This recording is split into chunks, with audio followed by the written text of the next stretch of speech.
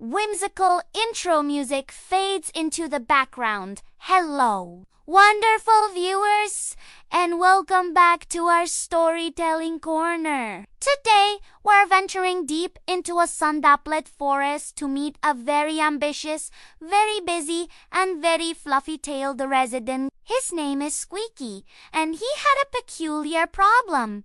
He was almost too good at his job.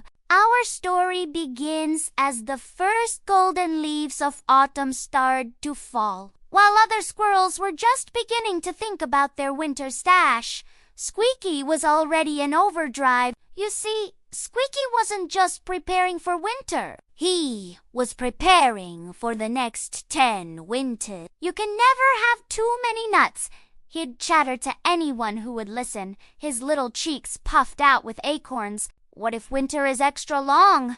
What if spring is late? Preparation is everything. He'd wake up before the sun, his nose twitching, ready to scour the forest floor. He'd dart from oak tree to hickory tree, gathering, bearing, and gathering some more. His neighbors, a wise old owl named Hoot and a cheerful rabbit named Rosie, would watch him with amusement. "Squeaky," Rosie would say, wiggling her nose, "why don't you take a break and enjoy this beautiful autumn sun with us?" But Squeaky would just shake his head, a dozen acorns rattling in his cheeks.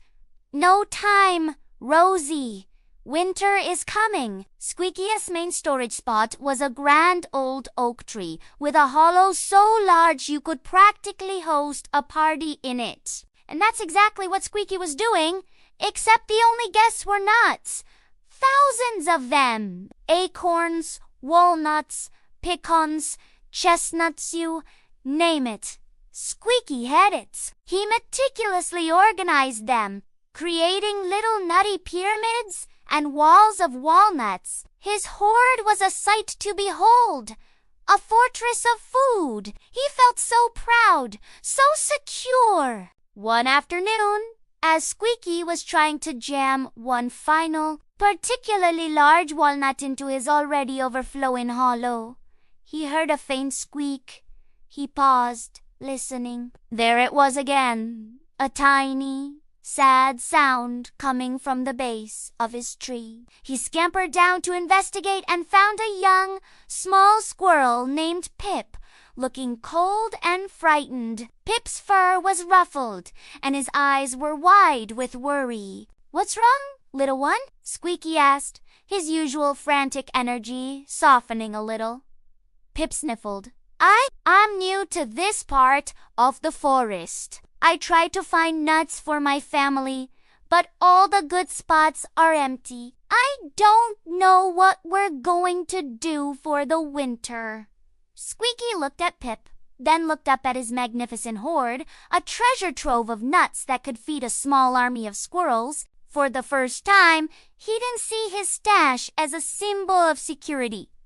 He saw it as, well, a bit much. He remembered Rosie's invitations to play and Hoot's wise glances. He had been so focused on having more, he hadn't thought about what it meant to have enough. A new feeling washed over him, not the pride of having the most, but the warmth of having something to give. "Don't you worry," Squeaky said with a confident flick of his tail. "I think I might have a few nuts to spare."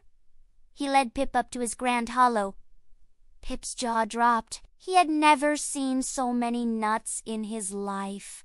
"Wow," he whispered in awe. Squeaky smiled. A genuine, relaxed smile he hadn't felt in weeks. "Take what you need for your family," he offered. "There's more than enough to go around." Pip, with tears of gratitude in his eyes, gathered a generous bundle of nuts. But Squeaky didn't stop there. He thought about the other families in the forest. He realized his obsessive gathering might have been why others, like Pip, were struggling. So Squeaky did something extraordinary. He threw a winter pre-party. He invited every squirrel in the area to come to his great oak tree. He shared his walnuts, his acorns, and his pecans freely, the forest, which had been quiet with the hustle of individual preparations, was suddenly filled with chatter and laughter. Squirrels shared stories, played games, and helped each other ensure everyone had a sufficient stash for the cold months ahead. Squeaky, for the first time all season, finally relaxed. He sat with Rosie and Hoot, munching on a single, perfect acorn. "You know," he said, looking around at his happy, well-fed neighbors, "I've been storing nuts all this time, but I think I just found what I was really looking for." Hoot, blinking his large, wise eyes, asked, "And what is that?"